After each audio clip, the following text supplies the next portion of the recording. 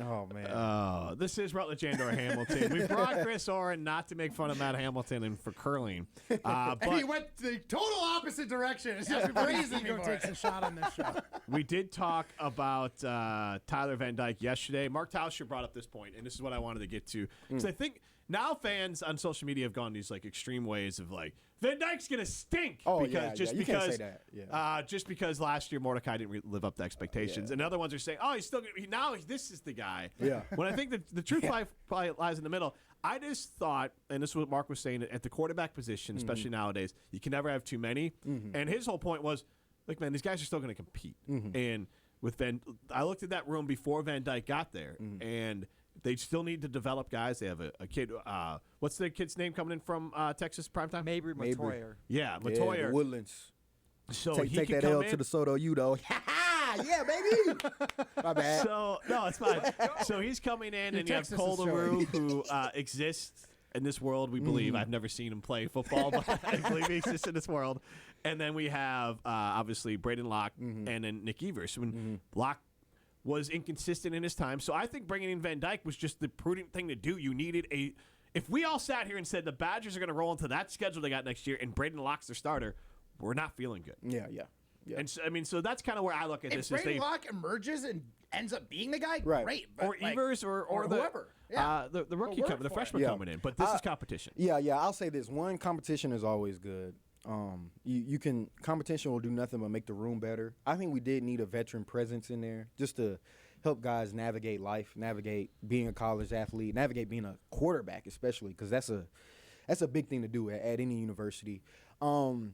Only thing I think about is just, I guess we would only need him for a year, thinking futuristically, because all of our guys behind him are going to be super young.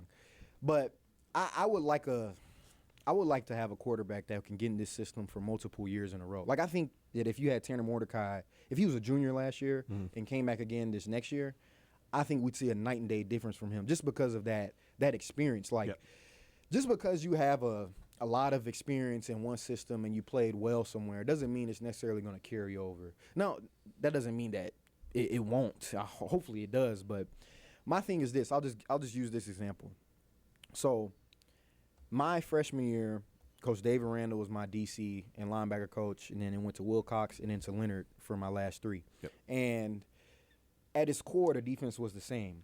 But by the time I got to my senior year, the reason why I was able to make some of the plays I was able to make is because it was second nature. It was like muscle memory. I knew exactly where we would be hurting on this play. I know my teammates well enough to know who's going to get reached, who's going to get, who might get pancaked, whatever it is, who might get worked out there. And I know where I need to be in order to help this defense and figure it out. And the same goes for the offensive side of the ball as well. So I would say that time is definitely needed, but you can't just assume that he's going to be the guy just because we're bringing him in. And I hope that that's not the case. I know that was the approach with Tanner last year. I really don't think that's the approach this year. I really don't. I hope not, at least. Right. And I would say with this part of it that Van Dyke is coming in from Miami, but his offensive coordinator at Miami during his most successful season ran the same offense that Tanner Mordecai had success with at SMU. It's the SMU head coach was the Miami OC when Van Dyke was successful, and Van Dyke was when he was the AAC Player of the Year, freshman of the year. Freshman of the year. So, and Van Dyke is different than Mordecai, but there is reason for optimism that he's a strong arm guy who gets the ball quick. Yeah. And the receivers have to get open, but a veteran, a big guy like that should be able to take some hits. And so you're right, there needs to be competition, but this was, I think, a strategic move, bringing in a guy that, oh, by the way, his biggest game as a player at Miami was against North Carolina when he threw for 500 yards. So Phil Longo knows who he is as well. So this was a guy that, between knowing SMU's head coach and then I'm sure Mordecai maybe had some insight there, and then also the North Carolina part of it, it seemed like as much as you can for a transfer, they've done the due diligence on it. Yeah, I just thought that we would try to land a bigger – I thought we would go for like a home run hitting quarterback. Not necessarily like – cream of the crop. I'm not saying Washington State's guy. Yeah, like Washington State's guy, or even just a guy like climbing, like a guy. I don't know all the quarterbacks that are in the portal. Well, there's some hype around some kid from like Toledo, right? Yeah, Toledo kid. Daquan Finn. Yeah, I don't know if that would have been a home run hit, but to me, personally, I just look at the top. To me, if you want to look at success, how to be successful, look at the top. all of the college football playoff teams' quarterbacks have been multi-year starters in the same system. They were still transfers, like Quinn Ewers transferred, even though I don't even know if you can count that. He technically was a senior in high school when he was at Ohio State. Yeah. Right. So he transferred. Michael Penix transferred, but he's been at Washington for like 3 years now. This is his second season. Second season at Washington. Yep. Yeah, second season at Washington now. Jalen Milroe, a recruit at Alabama, been there the whole time. J.J. McCarthy been at Michigan the whole time. I think the time in the system is also needed. Like, you can't be so quick to abandon it just because it's like, it doesn't look as good as we might want right now. But it's hard to, like, expect that so quickly. It really is. Right. Like, he's going to have to be so much better than he even was at Miami in order to get us to the level that we're trying to be at. Right. So the point that I was trying to raise as well is like this portal, this is new. It's a new landscape for college football. So like by some of these people who are like, we're dipping into the portal too much. We're relying on getting these one and done quarterbacks. Like if you don't do that and you aren't putting yourself in that opportunity to get maybe that home run player, you're doing yourself and your organization a disservice. So being a part of it doesn't necessarily mean, like you were saying, we're not giving this guy the keys to the Ferrari. Right. But we might say, hey, it's between you and Locke. Here's a broken stick. Fight for the keys. Right? You know what I mean? Like, no, exactly. That's kind of what I'm hoping for out of this. Yeah, but for sure. I think it's great that we're going out and reaching into the portal because when we're gonna lose, if the norm is losing 5 to 10 guys every year, you would hope that you're gonna get that in portal replacements because you still got your recruits coming in through that system. So I think as much as some people are quick to bash on this portal, like if we're not in it, we're not in it to win it. Yeah. Right? Like you got to be a part of it. Yeah, it needs to be. You have to be a part of the portal. I think if you're not, you're definitely behind. And I think that the portal now, especially I think this past like portal cycle, what you're seeing is a trend in the JUCO guys actually getting more opportunity instead of the guys that are transferring from Purdue, wherever you're transferring from. More JUCO guys are getting opportunity. I just think there needs to be some type of balance. No matter what your approach is, you have to figure it out. Like I know like Deion Sanders said, I think he said like 20-20-40, something like that. 20-20-20-40, something like that with recruits, portal, and something else, whatever. But recruiting, retention, and portal all have to work together. They all have to be a part of it. I think you need to retain if you can retain your like young talent. Say you got a sophomore that went off, Will Pauling, for example. If Will Pauling, you need to find a way to retain him. Right. Which this staff is going to do because he's from Cincy, whatever. So you need to find a way to retain your young talent. You need to replace maybe where you have your holes in the portal, like we're doing now. I think if you had a senior leave at some position and you only have a freshman or maybe an unproven redshirt freshman coming in behind them, I think you do go get in the portal to add that veteran presence, but it just needs to all work together. I think the recruiting is like the draft and your portal is like free agency. So you need some type of balance of the two. Right. We'll talk about the incoming and outgoing linebackers for the Wisconsin Badgers on the other side. This is Rutledge or Hamilton After Dark, presented by Coors Light. You're listening to Rutledge and Hamilton, presented by Coors Light. Miss any of the show? Find full show podcasts free on Wisconsin On Demand and wherever you get your podcasts. All right, so the Wisconsin Badgers, they lost the key player, and I wanted to first talk about losing Jordan Turner. Jordan Turner. Yeah. All right, so they lose Jordan Turner. What does that mean? We lost the linebacker. Thank you. Yeah. Thank you. We brought you. We wanted Chris in here, but we wanted your expert opinion. Thank you. I'll say this. It can. Yes, you lost a linebacker. I think that's Good job, first and foremost. I think you lost a linebacker. Yeah. Okay. Nailed it. Secondly, sadly, there's nobody in the number 54 jersey. Kyle Costigan, if you're listening, I know you're sad, brother. Jordan made that thing look good, man. Oh, we looked chubby in that thing. but I think, okay, so pros and cons of everything. Yeah. I think the bad part about it is it can look like he's just disgruntled with the staff, I guess. I don't know if there was something or whatever, but the only reason I say that is because when you look at the next upcoming season, like Muma's gone, he's a senior. It's just going to be him and Jake. It's him and Jake's position to lose. Like, you guys are going to be the starters. Jordan has been a starter here for years now. Even under the old staff, he was a starter. So it hurts in that regard because I don't know. You just always think about, at least to me, you always think about like recruits seeing that, because I think about myself as a recruit. I looked at what do your players think of you. You do that when you're looking for an agent. You ask like the P Squad dude, like, bro, what do you think about this guy? Is he an a-hole or what? Yeah.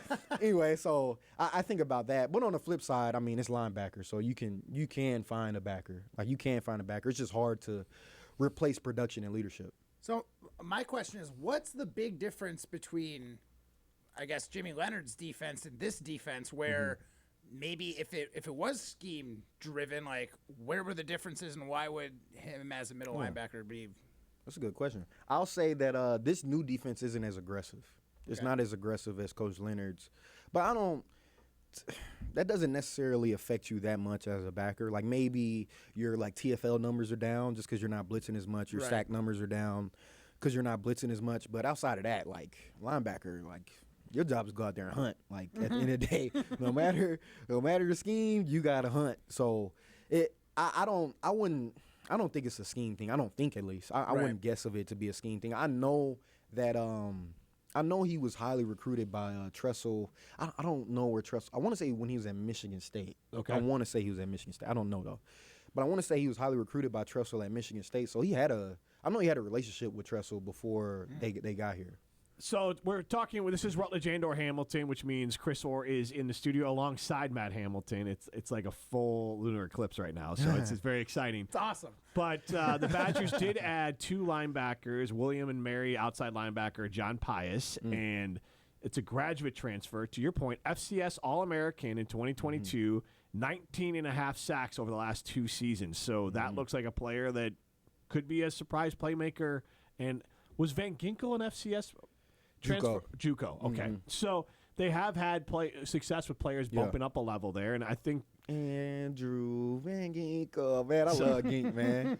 I love Gink. Let's go. So with that, and they also added Syracuse. So we talked about this plenty. Outside linebacker Leon Lowry, who could be a guy that will be part of the rotation as they lose starter CJ Getz. Yeah, I'd be eager to see if all these guys stay at outside, especially with Jordan leaving. I'd be eager to see if they all stay at outside backer or if a couple of them work at inside backer with his departure. Also, I want to see if these guys' production translates because you just never really know. I mean, you're going from, there's a true difference in the trenches from FCS to FBS, and there's a difference in the trenches from Group of 5 to Power 5, and there's a difference in the trenches between ACC, Big 12, and the Big 10. Yeah. I'm going to tell you right now, there are road graders everywhere in the Big 10. No matter the O-line you're playing, like, you can say somebody's O-line is trash. Like, yeah, but you're comparing them to the O-linemen that are going to be in the running for the, what's the O-line award? Outland Trophy? Yeah, Outland, Remington, or whichever one is the whole I think line. Remington is center, and I think Outland is interior. Is and then, Joe Moore, something like that. I think it's Joe Moore. Yeah, Joe Moore is for the entire offensive line, Joe right? Moore. Okay. Yeah, Yes. that's it. So I'd be eager to see these guys if their production will translate, but they obviously have the talent. You've made plays just at a lower level. Now you got to bring it up, and it's on our strength and conditioning staff, our coaching staff, to get them to that point. But you just never know. Just like with Varner. And I'm not up to date on every portal player that's not coming to the Badgers, but I did see this. Ohio State transfer QB Kyle McCord is moving on from Nebraska. Ooh. So he is already him and the receiver were there, right? Yeah. Like, so together. he initially had committed to Nebraska. Now he is going back into the portal. So See that? Oh, he committed? Super highly. well, it says he's moving on from Nebraska. So now he'll keep his transfer portal recruitment open. Oh, I don't think he ever committed though. Oh, okay, because the way it reads is that he said he was going there, and now he's not going. Yeah, there. it was. I mean, he never signed, but he said I'm going there, right. and now I'm not going there. Okay, it's been assumed that Some they were going to four-star have him and that recruit. That recruit. Oh, that, that's what I'm thinking of. They his got uncle. like the number 1 quarterback recruit. in the Number 1 country. quarterback. Raiola, yeah. His uncle's on staff. Oh, okay. So they think. Raiola? Yeah. Is that the one with Badger ties? Or Yes. Well, Well, yeah. I think what it is, Dylan Raiola's father was an offensive lineman for Nebraska. Might have been a coach for the Badgers for a minute. I know his uncle is on staff right now. Yeah, for At Nebraska. Nebraska. Yes. Yeah, at Nebraska. Yeah. This is a dude that's committed to Georgia, right? Correct. Yeah, Yeah, he's yeah. the number 6 overall recruit in the 2024 cycle, Yeah. number 1 quarterback. Yeah, I know. Look here, I get my nephew to flip. I can get my nephew to flip. If he don't flip his nephew, hey man, something's going on. Something's going on. Something's going on. It's gonna be an awkward Thanksgiving. Either Georgia has a lot of money, Oh yeah. or Which they do. something's going on at the Thanksgiving table, man. Yeah. They do have a lot of money. Yeah. He's like, I'll pay for Thanksgiving dinner this year. Yeah, I got it. As long as my meat old uncle is going to bring up where I went to school. We can have Thanksgiving at my house. Yeah, maybe he just doesn't want corn for Thanksgiving. Yeah. Nebraska's like, I got a truckload of corn for you. Man, tell you what, man, you want to be a Husker? Come check out Lincoln, Nebraska. Or Athens, Georgia. I'll be honest, I don't really fault the kid if he doesn't go to Lincoln, Nebraska over Yeah. Athens, Georgia. Have you that campus?